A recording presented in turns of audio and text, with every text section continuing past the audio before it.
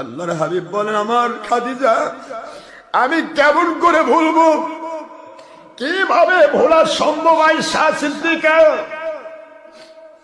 আমি বড় কষ্ট করে এই কোরআন সুন্নাহর কথা বলতে গিয়া মানুষের কাছে তির্যক কথাবার্তা শুনে যখন মনের মধ্যে অশান্ত হয়ে যেতাম, রাতের গভীরে, রাতের বেরাতে, রাতের গভীরে কখন 12টা বেজেছে, কখন 1টা বেজেছে, 3টা বেজেছে, আমি জানি না। ওই রাতের গভীরে গিয়ে আমি আস্তে করে দরজায় গিয়ে ডাক দিয়েছি, খাদিজা। আমাকে 2 বার কোনোদিন ডাক দিতে হয় নাই, মুহূর্তের মধ্যে দরজা খুলে যেত।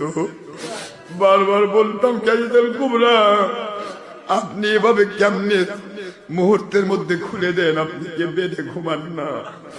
আম্মা খাদিজাতুল কুবরা বলে, আল্লাহর বন্ধু আপনি বাইরে, আমার নবীজি বাইরে কষ্ট করবেন, আর কষ্ট করে বাসায় এসে দরজায় এসে আমার নাম ধরে ডাকতেই থাকবেন, আমি আরামের বিছানায় ঘুমিয়ে থাকবো, আমার নবী দরজায় কষ্ট পাবে, এই ধরনের চিন্তা কোনোদিন আমার মাথায় আসবে না।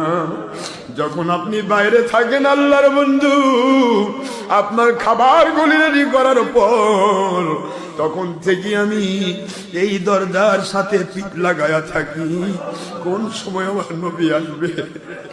নবীজির মহব্বতে আমি পাগল হয়েছি গো আল্লাহর নবী, আপনাকে ছাড়া আমি দুনিয়াতে আর কিছুই বুঝি না।